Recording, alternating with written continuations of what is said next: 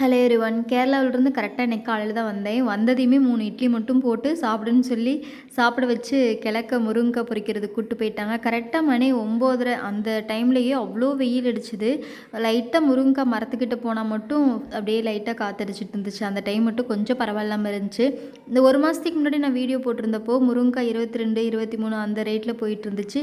இப்போது 55, 52 அந்த மாதிரி போயிட்டுருக்கு. ஆல்ரெடி சொன்ன மாதிரி முருங்கைக்காய் விலை அதிகமாக இருக்கிறப்போ காய் நல்லாவே இருக்காது. ஃபுல்லாக பிசின் விழுந்துருச்சு. மேலே இருக்கிற பாதி காய் பொறிக்கவே தேவையில்லைன்ட்டாங்க. அந்தளவுக்கு பிசின் நிறைய ஜாஸ்தி விழுந்துருந்துச்சு. நிறைய காய் நாங்கள் வேஸ்ட் பண்ணுற மாதிரி தான் ஆயிடுச்சு. வீட்டுக்கும் யூஸ் பண்ண முடியாது, மார்க்கெட்லேயும் கொண்டு போய் போட முடியாது அப்படிங்கிற மாதிரி தான் ஆயிடுச்சு. இட்ஸ் ஓகே அப்படின்ட்டு கருமுருங்கை அந்த மரத்து முருங்கையில் மட்டும்தான் பொரிச்சோம். ஓரளவுக்கு இனி போக போக விலை திரும்பவும் குறைஞ்சி போயிடும்னு சொல்கிறதுனால 2 நாள் தான் ஆயிருந்துச்சு பொரிச்சு அப்படின்னாங்க. இருந்தாலும் பரவாயில்ல, இருக்கிறதெல்லாம் விலை ஓரளவுக்கு போகிறப்பே பொரிச்சிடலாம் அப்படின்ட்டு ஆளும் இல்லை அப்படிங்கிறதுனால நாங்களே காலையிலேயே போய் பொரிச்சிட்டு வந்தாச்சு. இது எங்களோட ஃபேவரட் லட்டு, ஒரு பச்சை கடலைப்பருப்பு மாவில் செய்கிற லட்டு.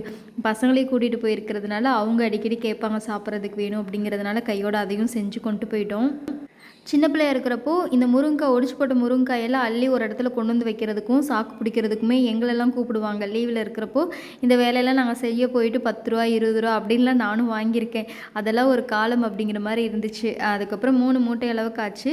நிறைய மரத்தில் மேலே அந்த பிசின் அதிகமாக இருந்ததுனால அது பொறிக்கவே இல்லாத மாதிரி ஆயிடுச்சு. நிறைய வேஸ்ட் ஆயிடுச்சு.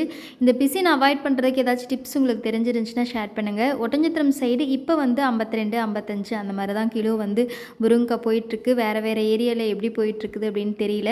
எப்பவும் போல் பாதி வேலை இருக்கவே டெம்போ வந்துருச்சு. அதுக்கப்புறமா வேப்பந்தரெல்லாம் பொறிச்சிட்டு வச்சு தைச்சு அனுப்பிச்சி விட்டாச்சு. எல்லாத்துக்குமே இப்படி தான் நினைக்கிறேன். விலை அதிகமாக போகிறப்ப முருங்கைக்காய் நிறையா இருக்காது, விலை கம்மியாக போகிறப்ப தான் முருங்கைக்காய் நிறையா இருக்கும். அது மாதிரி தான் இப்போ இருக்குது. அட்லீஸ்ட் பரவாயில்ல, ரொம்ப மோசம் இல்லாமல் ஓரளவுக்கு லெவலாக போகிறப்போ கொஞ்சம் ஹாப்பியாக தான் இருக்குது. இதே மாதிரி நெக்ஸ்ட் ஒரு வேறு வீடியோவில் பார்க்கலாம். தேங்க்யூ.